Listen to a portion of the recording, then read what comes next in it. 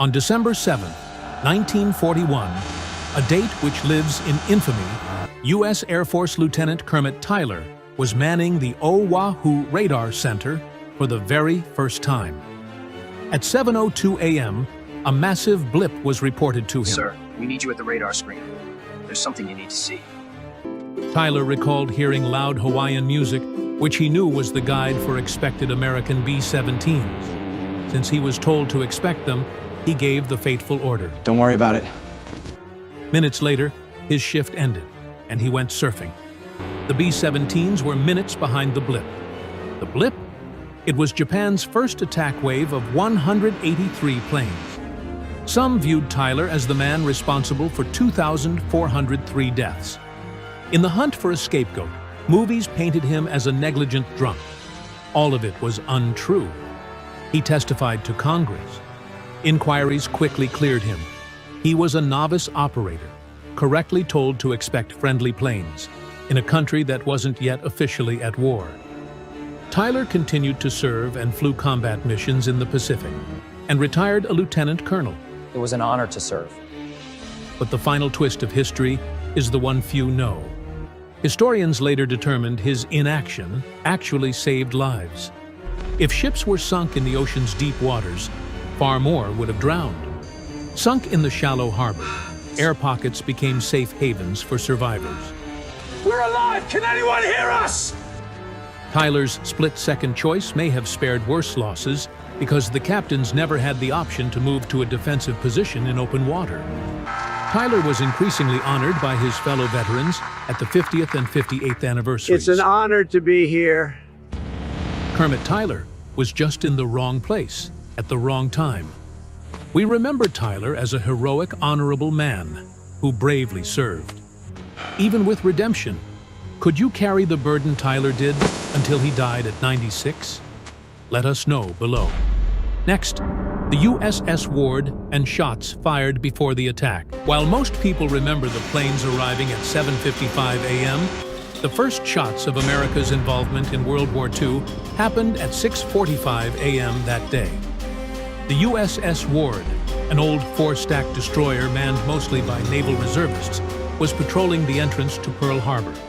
Their captain, William Outerbridge, was only in command for 2 days, and it was his first time at sea as a commander, just like Kermit Tyler was on his first shift manning the radar outpost on Oahu. Suddenly, a tiny shape was spotted trying to sneak past, a two-man Japanese midget submarine. Outerbridge gave the order. Fire! The Ward fired a 4-inch gun, and this is the part historians missed for decades. Sonar recently proved the shot landed, piercing the midget sub's conning tower. They followed up by dropping depth charges, sinking the sub, and sealing the fate of its two-man crew. The crew of the Ward had fired the first shots and achieved the first confirmed enemy kill of the war America had not yet entered. Captain Outerbridge immediately reported the contact, but Don't worry about it. just like the radar warning Kermit Tyler received, the report was dismissed up the chain of command as another false alarm. It was considered an unverified patrol craft sighting. By the time commanders took it seriously, the first Japanese plane was already visible over Oahu. The crew of the USS Ward were the unheeded voices of warning. What do you think would have happened if their confirmed kill had been taken seriously? Would that precious hour have allowed ships to better defend themselves? Or would they have been sunk in deep water, ultimately costing more lives? Share your thoughts below. Next, Japan's secret submarine weapon that failed.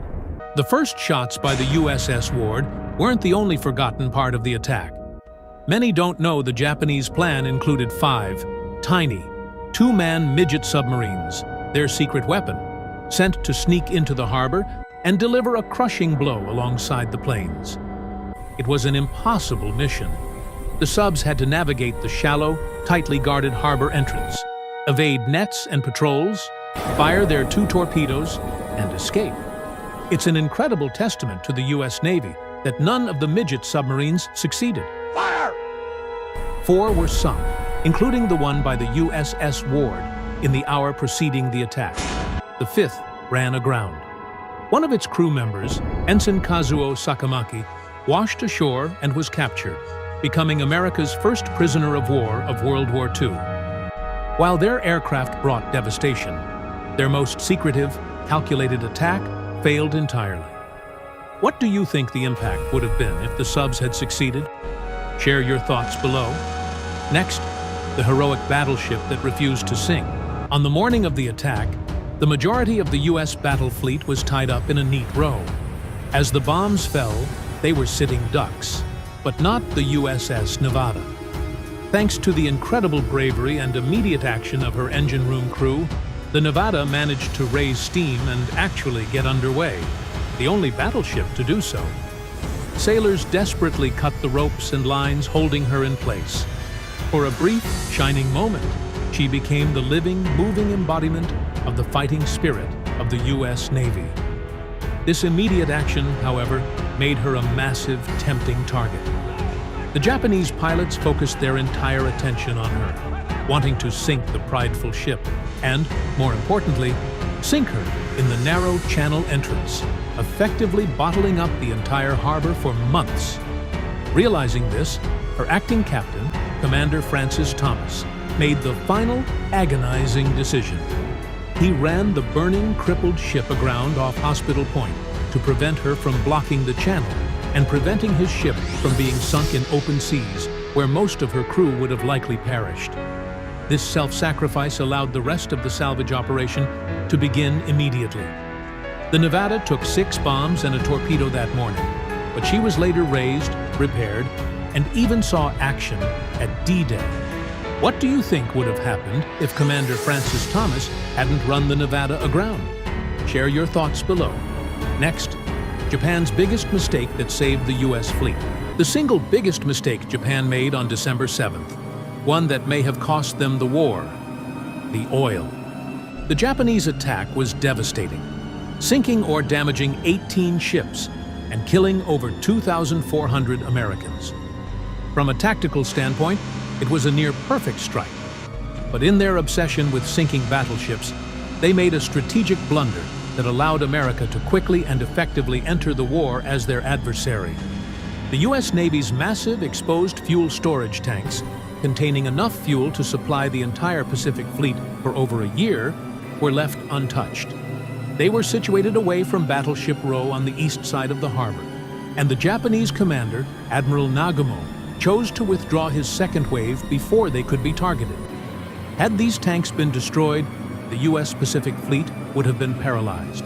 It would have taken 6 months to a year just to resupply all that oil. And the worst part from Japan's perspective? The tanks were an easy, defenseless target. Admiral Chester Nimitz, who took command after the attack, later confirmed the gravity of this blunder, stating, Had the Japanese destroyed the fuel, the war would have been prolonged by 2 years. The survival of that oil reserve proved to be a key asset in the Pacific as America entered the war. Why do you think Japan didn't include the sitting duck oil tanks in their first attack wave? Share your thoughts below. Don't shoot away from us. Subscribe to Short Bites of History.